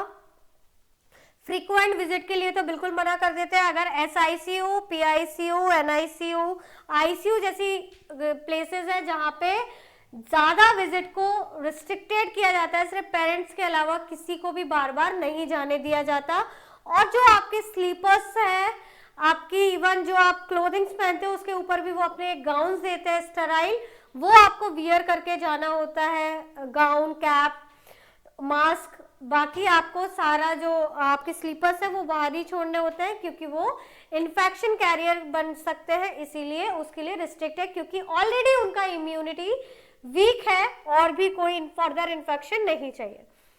सो encourage participation to parents in meeting physical और इमोशनल नीड।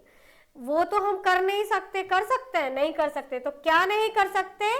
बिल्कुल एनकरेज हमें करना है, बाकी ये सब विजिट नहीं करवाना, ये सब नहीं करना, लेकिन हमें उसके पेरेंट्स को इन्वॉल्व करना है जो कि उसकी बात को समझ सके कि बच्चा आपसे कहना क्या चाह रहा है। Next, post operatively to help relieve the anxiety of a young school age child, the nurse should। क्या पोस्ट ऑपरेटिव पेशेंट है, to help relieve the anxiety, anxiety को रिलीव करना है, of a young school age का बच्चा है, क्या करना होगा जो देखने को नहीं? Allow the child time to talk about feeling, उसको अपनी बात को शेयर करना है, अपनी उसके मन में क्या चल रहा है वो बात बताना है। Tell a story about the child with similar surgery, उसको कोई ऐसी सिमिलर स्टोरी सुनानी है जो उसकी सर्जरी से मिलती जुलती हो, बिल्कुल नहीं। Ask the mother to room with the child for few days, मतलब मदर को पूछना एक रूम, नहीं, बिल्कुल नहीं। Provide the child the bandage, या फिर आपको उसको बैंडेज, टैप, सीजर्स और इन सब से एक्सक्यूज मी, आपको उसको ये सब प्रोवाइड कराना है। तो क्या पोस्ट ऑपरेटिव है ना, ये सबसे कराने का कोई जरूरत नहीं है, उसको हो चुका है। अलाउ द चाइल्ड, उसको सिर्फ ऑपरेशन तो हो चुका है, उसको सिर्फ हमें क्या अलाउ करना है? उसको अलाउ करना है कि उसके मन में आप किस चीज से रिलेटेड क्या हो रहा है, एग्जैक्ट कंडीशन हमें पता चले, उसके लिए उसको अलाउ करना है कि वो अपनी फीलिंग को एक्सप्रेस कर सकता है, प्रॉब्लम को बता सकता है। So A is a right answer. Next, to help parents cope with the behaviour of young school age children, the nurse suggest that it could help if they would. किसमें help करेगा? Avoid asking specific question, या फिर right listen to expectations of, avoid confusion be consistent and firm about stabilised rules, allow child to set up his or her own routine. बच्चा अपना routine अपने हिसाब से बनाएगा इस कंडीशन में? नहीं। अवॉइड आस्किंग स्पेसिफिक क्वेश्चन, नहीं पूछने दीजिए। राइट और listen to expectation to avoid confusion, be consistent. So क्या होगा इसका सही आंसर? इसका सही आंसर होगा be consistent and firm about established rule. उसको रूल्स बना के देना है, उसके अकॉर्डिंग ही उसको अपनी सिचुएशन मैनेज करनी है। Next, school age children view hospitalisation as, क्या देखने को उसको हॉस्पिटलाइज्ड होके कैसी फीलिंग आएगी, क्या लगेगा उसको कि वो कहाँ आ गया? गॉड्स एंगर, उसको पनिशमेंट। नेक्स्ट, पेरेंट्स एंगर और अ प्लेस ऑफ एंजॉय, या फिर उसको जॉयफुल जर्नी लगेगी। So just like a punishment, अगर किसी को हॉस्पिटलाइज्ड कर दिया जाएगा तो it's not a joyful condition, it's just like a punishment. Next, differential diagnosis of bad batting. Differential diagnosis of bad batting in childhood includes all except, सबको include किया है किसी एक को छोड़कर. तो किस एक को छोड़ा है? ऑब्स्टेटिक यूरोपैथी है उसको, एपिलेप्सी की कंडीशन है, डायबिटिक मेलाइटस है, या फिर इन्फेंटाइल ऑटिज्म है. सो ऑब्स्टेटिक यूरोपैथी की कोई प्रॉब्लम है, हो सकता है उसकी वजह से हो जाए, एपिलेप्सी में हो सकता है, डायबिटिक मेलाइटिस में तो वैसे ही यूरिनेशन बार बार पास करता है. सो इन्फेंटाइल ऑटिज्म. सो इसका सही आंसर क्या होगा? जी हाँ, बिल्कुल infantile autism is a right answer for this question. Next है among these which of the gross motor activities except. आपको मैंने पढ़ाया है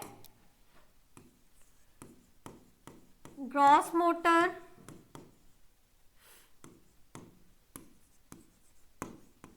fine motor,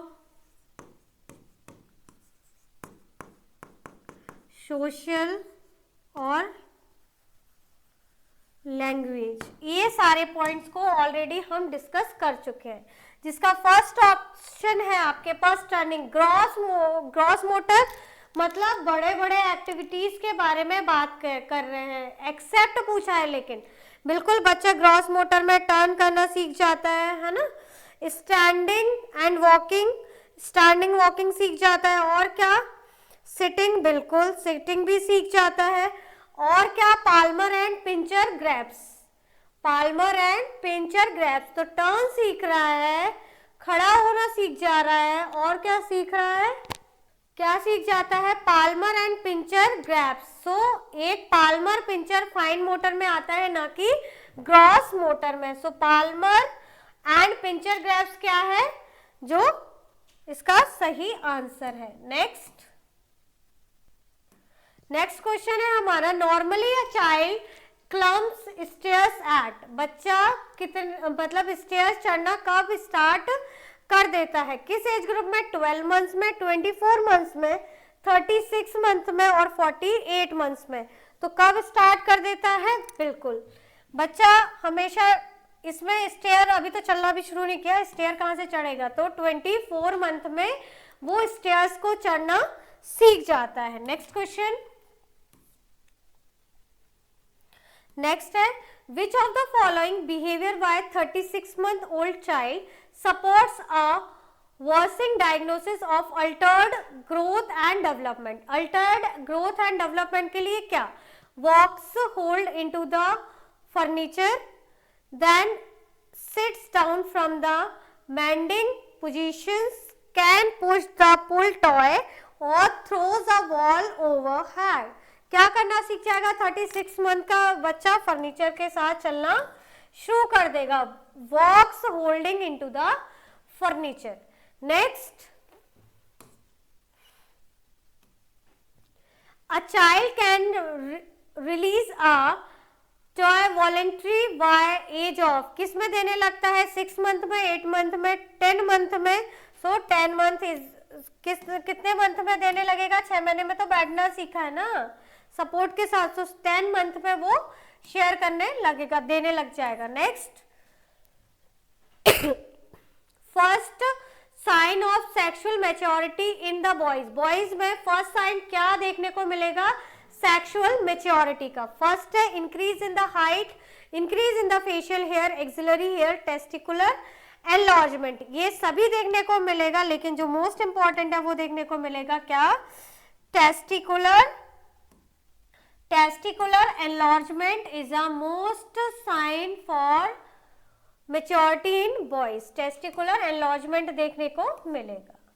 next question, newborn reflexes which are present at the birth remaining unchange throughout adult. क्या एक आपको देखने को नहीं मिलेगा? Blinking, coughing, rooting and gag, blinking, coughing, sneezing and gag, rooting, sneezing, swallowing and coughing, या फिर stepping, blinking, coughing and sneezing. तो क्या देखने को नहीं मिलेगा? बिल्कुल, हमें रूटिंग रिफ्लेक्स डिसअपेयर हो जाता है, ब्लिंकिंग, कफिंग, स्नीजिंग, और जो गैग रिफ्लेक्स है जो कि कभी भी डिसअपेयर नहीं होता, पूरी जिंदगी रहता है, blinking, coughing, sneezing and gag reflex. Next question है when the infant turn head towards any object that touch the cheek it is known as, क्या बोला जाता है उसको? जहां पे आप टच कर रहे हैं वहां पे ही बच्चा उसी साइड में देख रहा है, that is called rooting reflex, Babinski reflex, tonic neck और Moro reflex, that is a rooting reflex. So rooting reflex क्या है? इसका सही आंसर है। Next question, when assessing physical development of 5-year-old, 5 साल का बच्चा है, you would find the abnormal if he, आप क्या एबनॉर्मल फाइंडिंग देखेंगे उसमें? Needed to go up the stairway 1 step at the time, could jump on 1 foot a few times, could catch the large rubber ball or could stuck a pill of the 6 blocks। क्या करेगा आपसे 5 साल का बच्चा? 5 साल का बच्चा क्या करेगा? Needed to go up stairway 1 step at a time, एक साथ ही थोड़ा कूदना है। If a 3-year child doing self brushing, अगर वो बच्चा सेल्फ ब्रशिंग कर रहा है, वो किसका साइन है? किस साल में देखने को मिलेगा? 5 year, 3 year, 6 year, 10 year। तो सेल्फ ब्रशिंग जब बच्चा सीख जाता है वो सीखता है 6 year ऑफ एज में बच्चा क्या करता है? सेल्फ ब्रशिंग सीखता है, जो कि सबसे लेट वाला हमें देखने को मिलता है डेवलपमेंटल माइलस्टोन। और at the age of 2 year child should be able to, at the age of 2 साल में बच्चा क्या करना सीखेगा? Use to eat fruits, drink milk of cup, ये सब सीखेगा, लेकिन अपने हाथ से खुद से अपना दूध का कप लेके वो खुद से पी सकता है। B is a right answer. आज का last question, at which age of age a child can start to brushing his teeth. 6 साल में तो वो खुद से सीख रहा है, लेकिन स्टार्ट कब कर दे रहा है? तो ऑप्शन है 2 year, 3 year, 4 year, 20 months। सो सही आंसर है 3 year में बच्चा खुद से ब्रश करना स्टार्ट कर देता है। ये थे आज के हमारे कुछ क्वेश्चन, जो कि आपको पता चला होगा कि आपसे गलती कहाँ हुई और आपको कहाँ सुधारना है। इसी पॉजिटिव एटीट्यूड के साथ जिनके मार्क्स अच्छे नहीं आए, निराश होने की जरूरत नहीं है। अभी हमारे पास वक्त है, हम अपनी गलतियों को फाइंड आउट कर सकते हैं और उसे सुधार कर जो मेन एग्जाम है उसे अपने माइनस को प्लस में कन्वर्ट कर सकते हैं। सो देर मत कीजिए, पढ़ते रहिए, बढ़ते रहिए, जुड़े रहिए जीडीसी नर्सिंग से। Thank you everyone.